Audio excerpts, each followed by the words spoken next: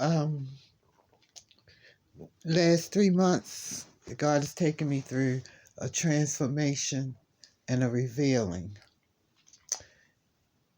First of all, He cleared my body.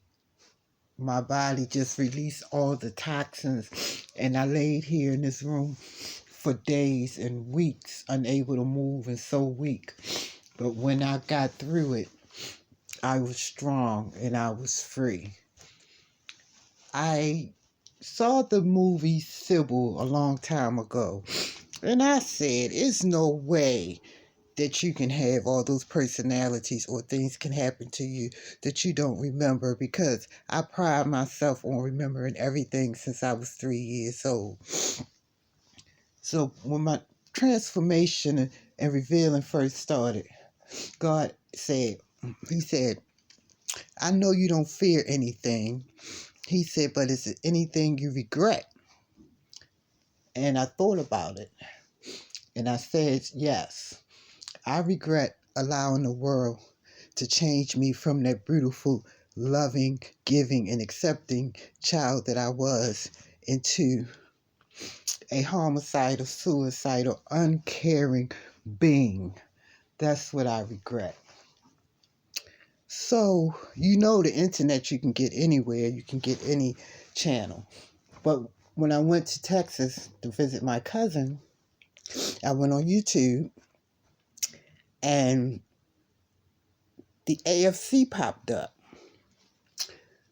Advocate for Children. And I love children. They're the future and they should be protected.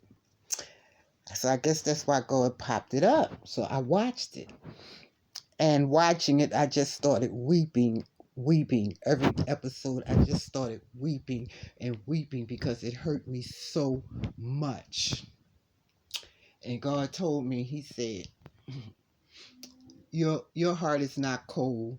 It's not damaged. Because I feel like I was a victim of this valley. Because as a child, you have no control over the things that happen to you, but they do mold you into the person that you become one way or another. And God showed me that I still had a good heart. I just had imprisoned it. I had it in a prison, in a cage, because I was protecting myself. And He opened it up. So about 60 days later, I came home. And then about 6 months later, I went back. Then when I went back, on my cousin's cable, I put in the YouTube, and Too Strong popped up. These two guys, and I started watching them, and it's like I agree with mostly everything they say, So I'm like, why is God guiding me to these sites? So I'm watching Too Strong when I get back to Baltimore, and they have this guy on called Franchise Pearson that was teaching. I started watching him. He started teaching about the Phoenicians. He taught about the numbers. So I said, okay. When I was young, I remember I used to see things and they scared me. So I would tell my mother and I would be crying because I was so loving and open, And she told me to ignore them and they would go away and I would never see them again. And this is just coming back to me. Because my mother taught me to make a storeroom in my brain. Because this is the way I learned. When I first started going to school, my brain didn't work like everybody else's. So my mother sat down with me and she did things with me and she showed me how my brain worked. And once she showed me that, I became an A student. So she taught me to take what I needed, once I got it, put it in a folder and put it in a file and put it in my head. So that's what I started doing. So God said, take everything out those files in your head. I made an island and I took all the folders out and put each one in a different room that had a door. So then I started going through the doors. So I went through a door where I saw my auntie, and because she would be shouting and going down the hall and shouting when she was cooking. That was a beautiful memory. I went through doors where I had good times, and because the best times I spent was with my mother. And then I started going through doors that showed me things that terribly, terribly affected me. And I said, God, I could have lived the rest of my life and not known that had happened to me. Terrible things had happened to me from the ages of 3 to 10. Because I never understood why one day my mama came and got me from school. We went to the house apartment. It was empty. And all she left in there was a bag with daddy's clothes in it. My mother was a seamstress and she used to work for London Fog. Well, when we left there, my mother stopped working. She started hanging out with these gangsters. They would come in with their guns every time they went out, and rifles and machine guns and everything, just sit them on the table. My mother would make me go to my room, and I would hear her in the kitchen throwing things around and upset. I never understood why. So God showed me that my mother became a hunter, and she was hunting her ex-husband, my stepfather, and I didn't know why. I remember my grandmother saying to her, the child don't even remember, let it go. But my mama couldn't let it go. And about 4 years later, my mother was murdered. She was murdered. So now I feel like it was all because of me. And then God showed me how it became. My grandmother had 3 daughters. My maternal grandmother, she had 3 daughters. And the 2 that she had, they were having children out of wedlock. And she started calling them hoes. Now I look at it and I say, how could she feel it that way? All they was doing was following what she did. She had 3 children out of wedlock. But she wanted to call her daughters names. So it was my grandmother, her oldest daughter, her middle daughter, my mother, her oldest grandson from my auntie, her second grandson from my auntie, and then there was me, number 7. God showed me the process. So what she did was, my auntie was illiterate, and this lady was watching her son, both of them. My grandmother went and got one and left the other there, and told the woman to offer my auntie tell her it was for health insurance, and got my auntie just to sign the papers. And she was illiterate, she couldn't read.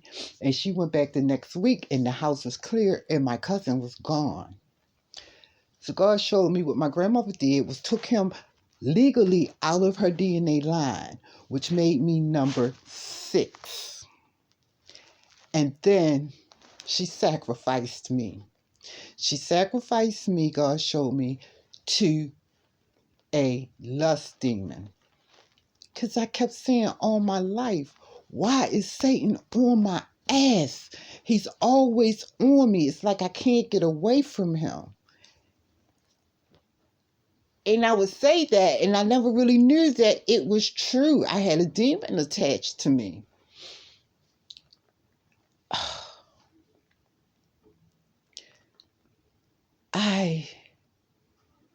When I saw these things, I said, God, I'm closing. I'm just right now, I'm not going through no more doors because I can't take it. I mean, I saw some good memories, but I saw some stuff that I could never, ever, ever remember. So it's no coincidence that certain things happened in my life the way they did. I was the only child. So every weekend, holidays, and summers, I would go to a different cousin's house and hang out with them because that's where the children in the family were. And my family lived in every project and house rise in this city. I used to go to Lexington Terrace, Flag, a Lafayette, a Douglas, a Perkins, Lexington Terrace. I mean, all of the projects in this city. And come to find out, my mother was sending me those places and making my cousins jump on me and fight me so that I can learn to fight and defend myself. My first cousin, he was 3 years older than me. And when my mother died, Because even when I was a child, I loved God. I believed in God. When I got 10, my mother agreed to let me get baptized, and I talked to her because she kept saying she wasn't coming because if she walked in the church, it might burn down. And I would tell her, Ma, that's not going to happen because God loves you. I got baptized. She made me this angel outfit out of a high thread count of white sheets, and she supported me. So after they dipped me and all the kids in the pool, we were in a line. They were guiding us to the downstairs area so that we can dry off and put our clothes on. And this was in the 60s. I don't know why I did it. They had the big white refrigerators with the metal handles. And when I walked past it, I grabbed the handle for some reason and I got electrocuted. And when I was coming to, it was paramedics there, and all I could hear is my mother screaming, I told you God wasn't real. God ain't real. God ain't nothing. Look what he did to my baby. And she loves him. Look what he did to my baby. And the paramedics kept saying, Miss. First, the minister was saying, please don't say those sacrilegious things in our church. And you know, my mother was going off. She didn't care what nobody had to say. And the paramedic said, Miss, look at your daughter. When you get electrocuted, you have a burn mark where it go in and a burn mark where it come out. He says, your daughter has no burn marks. Her vitals are fine. She's fine. And I said to my mother, walking home, I said, Ma, see, God wanted to show you that he was real because I got electrocuted and he protected me just to show you that he is real and he loves you just as much as he loves me. Because my mother used to blaspheme God all the time. And as a child, I used to tell her, Ma, much as I love you, I'm not going to let you disrespect my God. You know, we're going to have to respect each other. They used to say that I was an old person in a child's body for some reason. So from that day on, I never heard my mother blaspheme God anymore. I don't know if she built a relationship with God, but I know that she knew that God was real. That was an incident. Once my mother died, I got an attitude with God. And I mean, I was out there blowing in the wind for over 30 years. 30 years. But now I realize everything was for a purpose. God sent me to those projects for a reason. God let me get educated for a reason. God sent me in the army for a reason. God made me a Maryland police for a reason. Because now I am a soldier for God and I am in the trenches. I am on the front line. God needs soldiers too.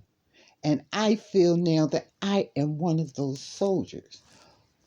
I am still going through some things. Because now that the veil was lifted, I started seeing things again. First of all, I had a demon slap me in the face in my cousin.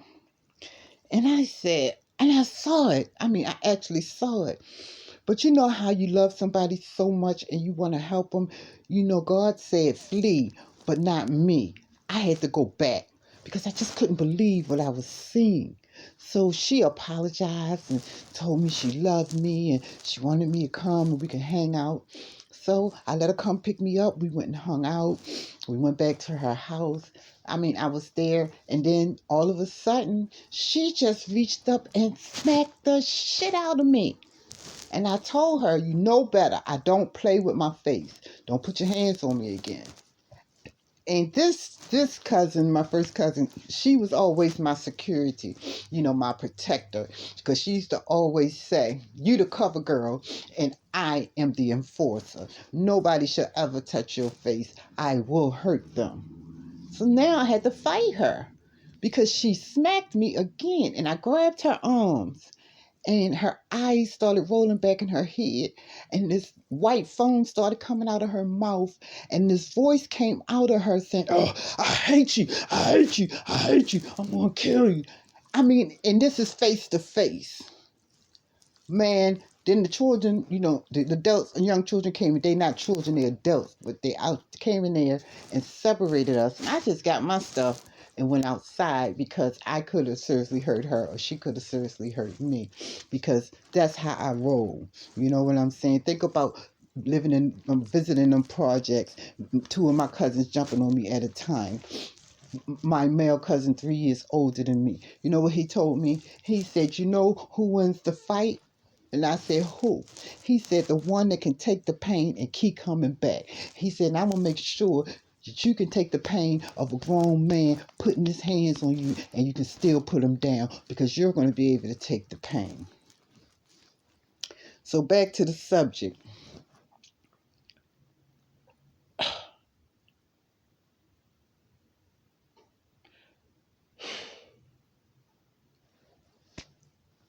I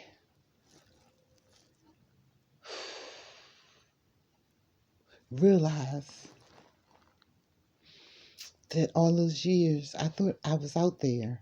I thought I was unprotected, but I wasn't because every time I got in a situation, hit in the head with a baseball bat, jumped on by 3 girls, just fighting, getting stabbed a couple of years ago in my chest and in my eye, and I've gone through the process of being close to death like so many times. And this last time, by God showing me all this stuff, and then I was seeing things, I saw this other demon. He came to me. For some reason, they come to me. I think they're trying to destroy me. That's why I've been poisoned so much. That's why I've gone through so many episodes.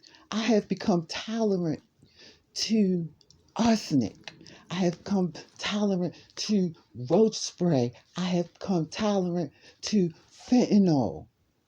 I have become tolerant to heroin. I have become tolerant to cocaine. None of those things do anything for me. Nothing. It's like a waste of time.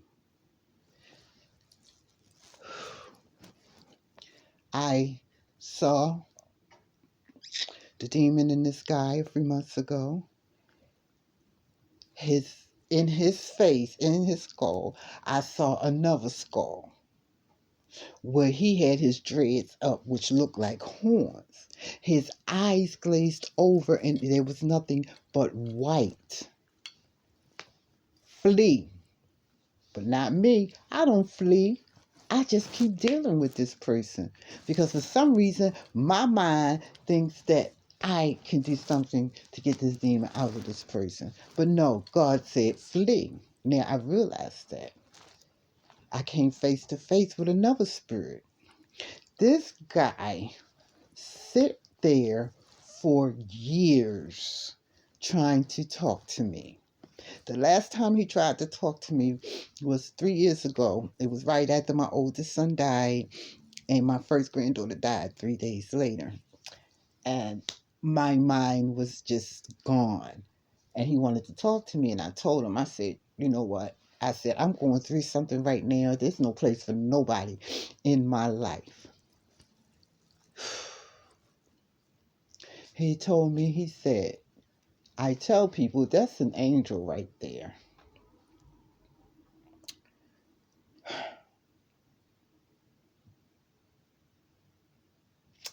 I was in my room. My room has a tree in the yard in the next house. It was nighttime. I had my shades open, my curtain, and I looked, and on the tree I saw this being. It looked like it was like 3 feet tall. It looked like no more than the size of a toddler, and it was holding onto the branch, and it was looking at me. So I looked, and I looked at it. And I looked at it again because I couldn't believe what I was seeing. And it was looking right at me. I think it thought I couldn't see it. And once it realized I could see it, it disappeared. About a week later, I called my son in my room. I said, do you see that ship over there in the sky? He said, Mom, I think that's a star. I said, it's not a star. I've never seen it there before. And it's been there for 3 days watching me. I saw this ship with my own eyes, just like I saw that being with my own eyes, just like I saw the spirit of the demons in these two guys. I saw that. When I go out, I always try to talk to people, especially the young people. First, I tell them I don't deal with no disrespect, and let's have a conversation. Well, I've had people in the last 3 months keep telling me that I'm some kind of angel or something, and I didn't feel that way. I used to feel like I must have done something to piss God off in another life, and I was in prison. This body is a prison. I never wanted to be here, and I still don't want to be here. As much as I love my kids, I don't want to be in this valley. So since I'm seeing these things, and when I went through my transformation, God just filled me up with this overwhelming love, because I said, I throw myself to you, God. I threw myself down on the bed and I said, I am done trying. I said, I am yours. And I invite the Holy Spirit in. And I imagined Jesus standing there. And I took my soul, my spirit, my mental, physical, and emotional. And first I started building my energy to protect myself. God showed me how to work to build my energy. My energy, he said, and my awareness always was and always will be. And that's where our power lies. I've been building my energy, and I built a cloak, and I built a shield around my windows and around my house, and I constantly keep refining my energy, intensifying it. Then I start trying to do things with my energy. I start being able to move the air. I started being able to pull electricity out of it. And I'm practicing and learning how to use my energy to build my shield to protect myself from these spirits and these entities.